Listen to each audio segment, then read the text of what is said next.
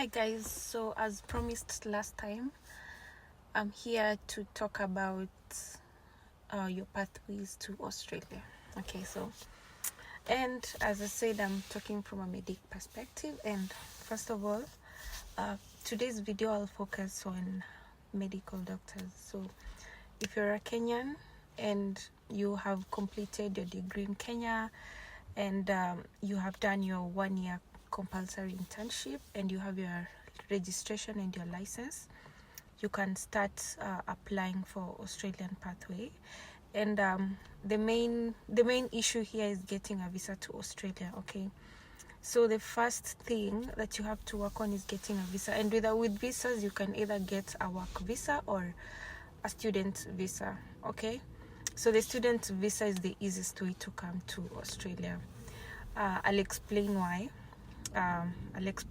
in detail. So there's a student visa and a work visa. So work visa, they're usually called work skilled visas. Okay, and for the work skilled visas, different states have to nominate what shortage of skills they have. Okay, so there's a website, I'm gonna link it here, that you can, every year they announce like what type of workers they need in Australia. So for the work skilled visa is a completely different process, and it takes longer, and it's not always a guarantee. Getting a student visa is, I feel like it's way easier. Okay, so let's say you've gotten your student visa, you come to Australia. Of course, there are limitations to a student visa. Okay, so the best thing I'll encourage any Kenyan doctor, if you have your license and everything, start registering and applying for the Australian Medical Council exams. And also you have to prepare the exam. Advise anyone, start registering for the exam, start working on your visas for student visa, and once you get here, you can sit for the exams. So the exams cost, okay, you have to form a website, an AMC website or portfolio, and it costs around 60,000 Kenyan shillings, and then you have to also pay for the exams so that you can do them whenever you're ready. So the exams cost approximately 300,000 Kenyan shillings, so that's like 2650 Australian dollars, if I'm not wrong. And once you do your exams, you can now apply for, once you do your AMC, that's for AMC 1.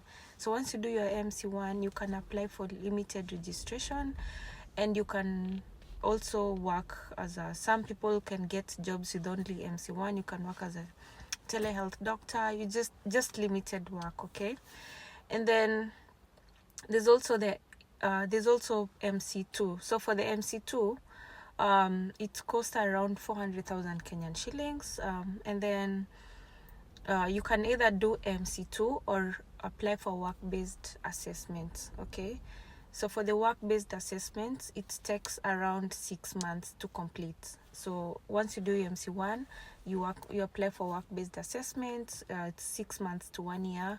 Once you finish your work-based assessment, you can now get your registration with APRA, that's the Australian Health Practitioners. Okay, so once you get your registration, you can now apply to work as a doctor in different Australian hospitals, and most of the times it's easier to get a job in remote areas. Like that's the reality. Okay, so if you want to get to be open to work in remote areas, because that's where they need workers more, and at least you have to be open to that. Okay, and also for the applications, you have to keep trying, applying like you apply tirelessly. Okay, and then from there, now it's the ball is in your court.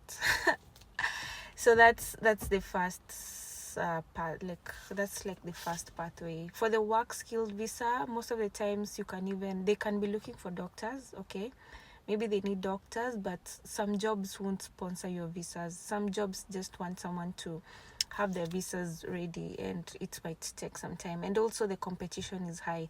So let's say there's a job opportunity here in Australia, they'd rather sponsor someone who's in Australia, someone who has gotten her registration and everything, than sponsor someone who's overseas to come to work in Australia. Okay, so that's that's just the general idea. Okay, that's for doctors. For nurses, it's basically the same thing as doctors, just sitting for your exams and also getting the registration. Again, another important thing to note, for the MC exams, you can prepare while you're back in Kenya and reading for them, but the exams have to be taken in either Australia, and I think in Africa, South Africa can also, they have a testing center in South Africa, so you can actually do that while in Kenya, and then when you get your visa, you come here, study, and then just go into practice as quick as possible, because also if you're not careful here, there's so many distractions.